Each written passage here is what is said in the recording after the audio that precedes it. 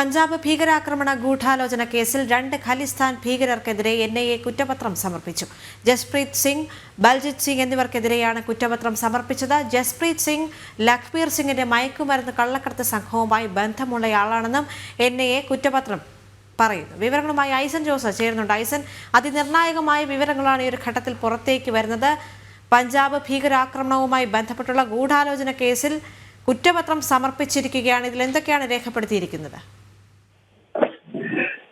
ദേവിക, തീർച്ചയായും ഇപ്പോൾ സമർപ്പിക്കപ്പെട്ടിരിക്കുന്ന കുറ്റപത്രത്തിൽ അതീവ ഗൗരവമുള്ള വിഷയങ്ങൾ ഉൾപ്പെട്ടിട്ടുണ്ടെന്നാണ് അറിയാൻ സാധിക്കുന്നത്. നമുക്കറിയാവുന്നതാണ്, ബബർ ഖൽസയുടെ തീവ്രവാദികളായ ഈ 2 പേരും, ജസ്പ്രീത് സിംഗും അതുപോലെ തന്നെ മറ്റു ഒരാളെയും ഇപ്പോൾ NIA അവർക്കെതിരെ കുറ്റപത്രം സമർപ്പിച്ചു എന്ന വിവരങ്ങളാണ് പുറത്തു വരുന്നത്.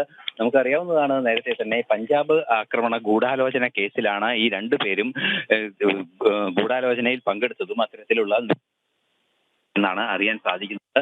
ഈ ഗൂഢാലോചനയിൽ പങ്കെടുത്ത ഈ 2 പേർക്കും നേതൃത്വം നൽകിയ, ഈ ഗൂഢാലോചനയ്ക്ക് നേതൃത്വം നൽകിയ ലഖ്ബീർ സിംഗ് എന്നറിയപ്പെടുന്ന ഭീകരൻ, ബബർ ഖൽസയുടെ വിദേശത്ത് കേന്ദ്രീകരിച്ച് പ്രവർത്തിക്കുന്ന ലഖ്ബീർ സിംഗ് എന്ന് പറയുന്ന ഭീകരൻ ആയുധങ്ങളും അതുപോലെ തന്നെ അനുബന്ധ സംവിധാനങ്ങളും, അതായത് വെടിയുണ്ടകൾ ഉൾപ്പെടെയുള്ള സ്ഫോടക വസ്തുക്കളും പഞ്ചാബിൽ മുഴുവനും വിതരണം ചെയ്യുന്നതിനും അതുപോലെ തന്നെ മയക്കുമരുന്ന് വിതരണം ചെയ്യുന്നതിനും ഇവരെ 2 പേരെയും പ്രയോജനപ്പെടുത്തി ഇവർക്ക് അതിനു വേണ്ടിയുള്ള നീക്കങ്ങൾക്ക് പിന്തുണ നൽകി, ധനവും നൽകി എന്നാണ് അറിയാൻ സാധിക്കുന്നത്. ഇതിനു വേണ്ടി, അതായത് ഈ ഭീകര പ്രവർത്തനം നടത്തുന്നതിന് വേണ്ടി ഈ ജസ്പ്രീത് സിംഗും അതുപോലെ തന്നെ ജസ്പ്രീത് സിംഗും മറ്റു കുറ്റപത്രത്തിൽ തന്നെ പ്രതിയായ ബൽജിത് സിംഗും ചേർന്ന് പ്രവർത്തിച്ചു. ജസ്പ്രീത് സിംഗിനെതിരെ ഗുരുതരമായ ഒരു ആരോപണം കൂടി വരുന്നുണ്ട്. അത് ഈ മയക്കുമരുന്ന് കള്ളക്കടത്തിന് വേണ്ടിയുള്ള സൗകര്യങ്ങൾ വലിയ തോതിൽ നടത്തി കൊടുത്തു എന്ന ഒരു ആരോപണം കൂടിയാണ് NIAയുടെ ഈ കുറ്റപത്രത്തിൽ പറയുന്നത്. ആയുധങ്ങളും മയക്കുമരുന്നും അതുപോലെ തന്നെ മറ്റു സംവിധാനങ്ങളും പഞ്ചാബ് മുഴുവൻ എത്തിച്ചതിന് ശേഷം പഞ്ചാബിലെ വിവിധ ഇടങ്ങളിൽ സ്ഫോടനങ്ങളും അക്രമങ്ങളും എല്ലാം അഴിച്ചുവിട്ട് ഭീകരാന്തരീക്ഷം സൃഷ്ടിക്കുന്നതിനുള്ള ഒരു നീക്കമാണ്